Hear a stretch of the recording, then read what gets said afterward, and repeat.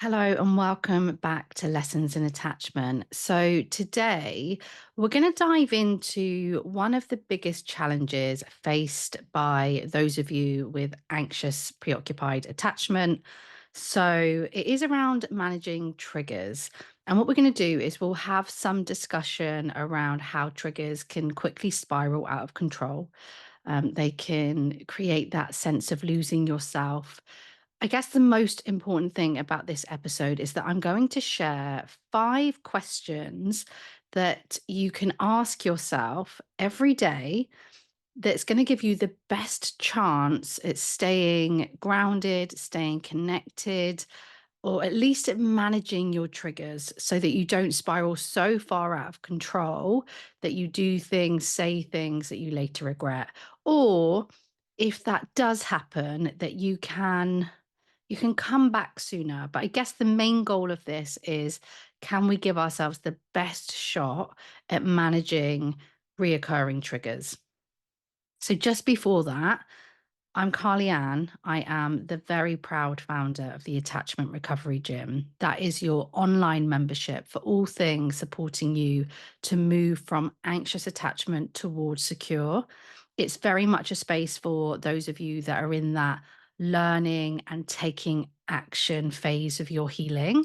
I deliver interventions in the membership based on over a decade of professional experience in helping people to create change in their lives and over 3 decades of personal experience when it comes to anxious attachment style and healing that as well.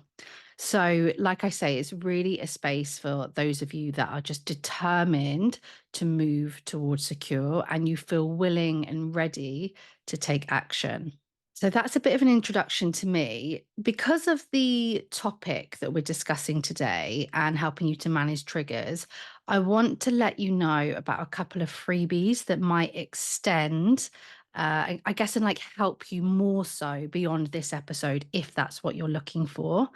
So, the first is a free self inquiry exercise. It's called Curiously Triggered. It is to support you to be able to go inwards and to explore perhaps a current reoccurring trigger that's happening, to communicate with that part of you. We often go outwards and focus on our trigger in quite a, I guess, quite an unhelpful way. And this is about exploring it from a different angles. It's about 7 minutes long. You can download that today. So it's called Curiously Triggered. The other free option that you might like today is a workshop that I have, moving from anxious attachment towards secure. So it outlines a lot about anxious attachment, anxious preoccupied, secure attachment as well.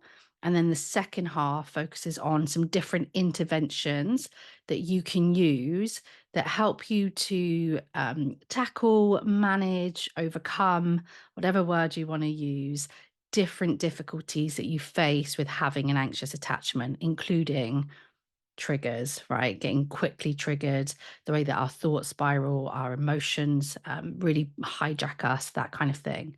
So, Curiously Triggered or the free workshop, Moving from Anxious Attachment Towards Secure, are 2 things that I recommend that will just take you beyond this podcast, basically. So, the chances are you relate to having anxious attachment. It means that you probably have reoccurring triggers. So, triggers related to relationships, the person that you like, your current partner, and I'll give you some examples actually. So, like, it could be your partner going out with a specific friend, it could be a tone of voice that someone uses, someone taking a while to message you back longer than usual, being alone on a Friday. It's usually that there is a pattern in your triggers and they can send you into like another world. Yeah, you can get completely hijacked, making it hard to manage your emotions, making it hard to make good decisions, to think clearly. You might feel like, in severe cases, like a sense of desperation when you experience these triggers. That's when you might find that you are starting to seek that validation. You're starting to do the things to try and prevent your feared outcome. You start to do things, whatever it is that's been triggered within you, you will then start to do things to try and manage that, reduce that. And it can be incredibly disheartening, especially when you are at a stage of your journey where you do know that you're more than your anxiety. You're, you know that this isn't you. Your friends and family know that this is not you. When you're in these triggered moments, your self gets lost. Yeah, and that's what I mean by it can feel like you go to a different planet. And then when we come back again, you can be full of regret, full of shame. Not that that's accurate either, but that tends to be what happens, especially if you did act out of character, especially if you like chased someone or did something with someone that you even know is like a walking red flag, or it was a reoccurring fight with your partner that you've been trying so hard not to fall into that pattern because you just want better for both of you. So, yeah, that's kind of what we are considering. Okay. How do we give ourselves the best shot at reducing the chances of those kind of things happening? What I will say here is that one of the questions that I get asked a lot is how do I take the tools, take what I know, and put it into practice in the moment? Now, the difficulty here, whilst that's a completely valid question, and there are things, of course, there are things you can do in the moment. If you can get access, if you can access like the capacity to make those kind of decisions and use your tools in the moment. However, it is also a lot about what you're doing outside of those moments. It is also about the preparation. It is about the how you're spending your time, your habits that are also going to make a difference to helping you to not fall into these patterns so quickly, so easily. You probably know how quickly you can go from 0 to 60. Now, the questions that I'm going to share today, I've used them in different ways. So I'll give you like a couple of examples of that. But I'm not going to apologize or moan about the fact that this is a daily activity. In best case scenario, there's going to be days that you miss because you're human. But I get that that might be frustrating. But this isn't just for people with anxious attachment. If we look at people's well being, if we look at people that tend to report feeling happier, if you look at happiness research, positive psychology, it's daily habits. It's the decisions that we make every day. It's the difficult things that we do every week that support our well-being to help us live more balanced, happier lives. And that goes for our secure attachment as well. And I'm not saying that it doesn't take like a lot of energy, a lot of effort, but I believe that that's the key to happiness anyway, that we have to work hard at it. And the same goes for secure attachment. And I don't know about you, but I have been willing to work really hard at it. If it means coming off of autopilot, if it means being able to have a healthy, happy relationship, if it means feeling better within myself, if it means all of the things, starting my business, doing the hard things, I'm willing to do that. So these 5 questions, the key way that I have practiced them is through a daily check-in, daily journaling. I did this for a year inside my membership. So every morning I went live inside the membership. We did like an inner exercise as well, maybe a meditation, a visualization. And then we would finish with these questions or something similar to these questions, but I'm going to give you the 5 questions that I kind of always based it on anyway. I just switched it up purely because of the fact that it's a membership. And it was nice to switch it up each month as well. Now, I might do these mentally. I do believe in the power of writing things down. I also think it's better to consider these things and not do it at all. So I might meditate on them. I still journal on them. I still just feel that they're so powerful because I believe no matter the stage of our journey, we still need to be having self check ins. We still get triggered. We still need to work on this. And I'm sorry if that is disappointing to hear. But continuing to work on these things, even when you're in a good place or you're feeling the most secure you ever have, it's still really important because when we are under stress, we can fall back into our old patterns. Okay, so let's share these 5 questions. And just remember, they are to support you from coming off of autopilot so that you're not at the mercy of your triggers. And it's going to help you to break that cycle. And it's not just a one off thing. Hopefully, there's some points, some key principles here that I've got across. So, the first question you'll ask yourself is, how am I feeling? Because this question just encourages you to check in with your emotions. By acknowledging your feelings without judgment, you can get an idea already of how you're likely to engage with the day. Because if you realize, I am so stressed, I'm feeling so like down in the dumps today, you already know I'm more likely to get triggered today. It's going to be easier to set me off today. Yeah, because that's the reality. If we're in a bad mood, if we're having negative thoughts, it's much easier to get triggered by these things. It's harder to be social, it's harder to engage, it's harder to hear people, it's harder to think straight. So just checking in, how am I feeling? Not to mention all the other benefits, like the way that that encourages self love. It encourages a shift in your relationship with yourself. Like, how lovely to give yourself the time of day to say, how am I feeling? So, that's the first question that I really encourage you to be checking in with yourself each day. Question number 2 is, what might trigger me today? So we're anticipating here potential triggers. Now, I have to say, when I do this because I am working on a specific trigger, so sometimes if I can see that there is a reoccurring trigger, this answer is pretty much the same every day. But asking myself if there's anything else, that's just really lovely because perhaps I can see other things that might get in the way today. So that's why I make it quite general, but it's okay if you need to keep putting that same answer and you may put some other things as well. That's really normal. So it could be a meeting at work, it could be a social event, but like I said, it could be waiting for that text response. It could be that you know it's Friday and your partner is going out this evening. Whatever it is, it's going to depend completely on your situation. Like, I use examples around romantic relationships, but you can use these questions with anything really. So, identifying these in advance is what we're really trying to do to reduce the impact should it happen. It may be that sometimes you're like, oh, I can actually do something here to prevent this trigger, to change the situation. Sometimes that's not the case. That's not what we're like, that's not the goal of this. The goal is, can I be prepared in case these things happen? Because life isn't easy. We get triggered, things still happen. No matter how much we try to control things, we can't control everything. The third question, considering question 2, is, and how can I manage this?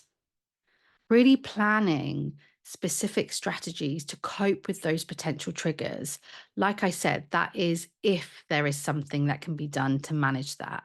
So just bringing that question is, it's kind of like an extra question. It's kind of linked into what I was already saying for question 2, but I just think let's make it specific. Let's make it so that you've got that. So is it going to be that I'm going to use my breathing exercises?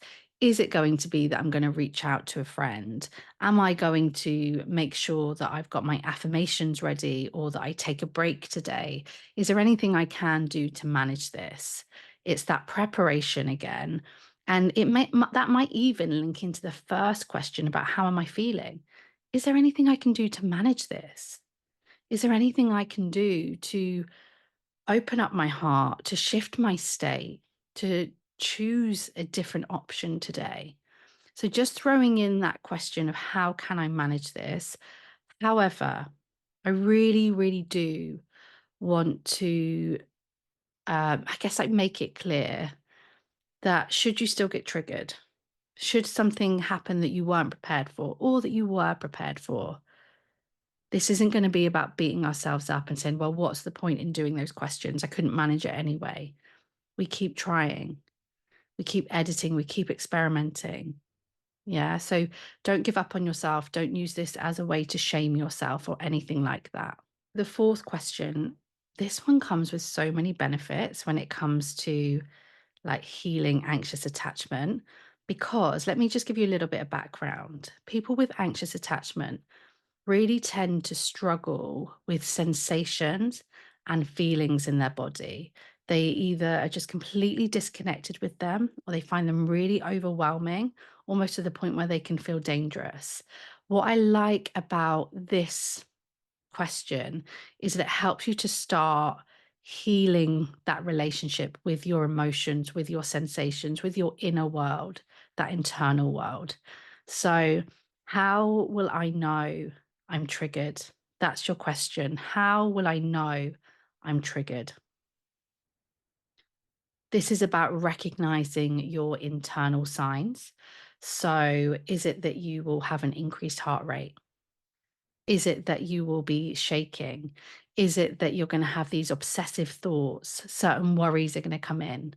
There's gonna be this overwhelming feeling of like instability and insecurity. How are you gonna know and get as specific as possible? Now, it might not just be your internal world. I just really want you to build that relationship with yourself. But it also might be about looking at your behaviors. Well, I know that I start getting that urge to send that message. I know that I start getting the urge to say something mean. I start getting the urge to do something, or I do something really, really quickly. And so look at that as well. How will you know that you're triggered? Recognizing that again as it happens, that's in the moment, is going to give you more chance of catching it. When, if you choose to engage with the free workshop, moving from anxious attachment towards secure, in that I talk about the importance of like catching your thoughts early. The same goes around catching your behaviors, catching your physical symptoms early. The earlier the better. And I explain in the workshop why that is. And it's really, really important, especially if you hold like a lot of negative beliefs about yourself.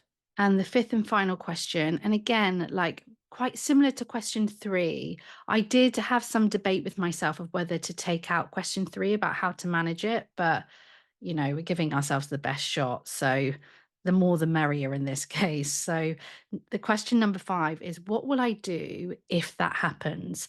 What I mean by that is, what will I do if I notice those sensations of being triggered? If I notice those behaviors and those urges coming up, what will I do?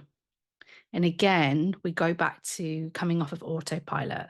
Having that plan in place around your triggers, it is going to give you more of a chance to step in, to pause, and to catch yourself, to use the tools that you have. Again, it could involve stepping away from the situation, taking a break, practicing your grounding techniques, just doing nothing. Sometimes it's purely about doing nothing. Again, in the free workshop, Moving from Anxious Attachment Towards Secure, I share a technique in there that is about helping you not to spiral. So, shifting instead of spiraling. And we talk in there about just taking that 90-second pause. Sometimes you don't have to do anything. So, what will you do if that happens? Okay. So, a recap of the five questions. How am I feeling? What might trigger me today? How can I manage this? How will I know I'm triggered? And what will I do if that happens? Write them down, put them in your phone, and take time each day to ask yourself these questions. It might feel like a chore, but trust me with this. I've seen results with this. This really, really helped me, especially at the beginning of my relationship. I still do it now. I don't only do it around relationships. And I have seen success with this with people that I've worked with, both in the membership and one to one. I try to give this kind of across the board because I think it can be so, so powerful. One of my clients, she was single at the time. Let's call her Anna. Anna was saying that before she started using these questions, and I remember this so clearly because, I mean, to be honest, also because like it just felt so good that I was seeing these questions, simple questions, a simple technique, make such a difference. But she was saying before she started using these questions, dating was a nightmare. That's her words. And every time someone took like a little longer than she was used to respond, she would spiral into anxiety, spiral into thinking that she had done something wrong. And then she started to use these questions. We'd already done some work around her patterns, so we really knew how this would show up. But she really started to anticipate what happens when she is waiting for that message and to put a plan in place for when she was in those moments. And I remember that the plan, this has always really stuck out to me. Her plan for if the trigger was gonna be, like, in the daytime, on the weekend, was very different to what it was if it was, like, 10 p.m. at night. So I think it's really key to notice that. It really stood out for me that she found that it needed to be different in terms of what would happen and what she would do to manage that based on, like, the time of day, whether her friends were available, whether she was going out, whether she was by herself, that kind of thing. So really taking that into consideration as well. And to be honest, I could give you hundreds more of these examples because, like I said, I did this every day inside the membership for a year, and people really, really took to that. Healing from anxious attachment, it's a journey. You guys know, I try to be so honest about that. And part of that journey is always going to be that first step around self awareness, around the preparation, around the effort, around your willingness to try these things, practice them way more than once, to invest in yourself and to do hard things, to walk away from what hurts you, to walk towards what might feel a little bit risky and uncomfortable, but has your best interests at heart. So I really hope that you found these useful. Do let me know on Instagram, carly.ann underscore, if you're going to be using these or when you're using them. I'd absolutely love it if you were using them, journaling, and you tagged me in that. I would love that. Also, just sharing this episode if you found it useful, because then we can reach people just like you and just like me that also need this. But otherwise, yeah, like I said, if you need an extension from this or you're just curious, then you've got the free meditation and the free workshop, which I just really want to give you guys an insight into what can really help you because you have the capacity. I really believe in that to move from anxious towards secure. Not everyone does it, but it doesn't mean you don't have the capacity. You do. And you're here, you're still here. So there's something really unique about you on this journey. So I'm going to leave it there. I will be back here again soon. Just remember, I really believe that there is a secure self within you. We just need to exercise them, we need to uncover them and just embody that. And I believe that you deserve a healthy, happy love in your lifetime.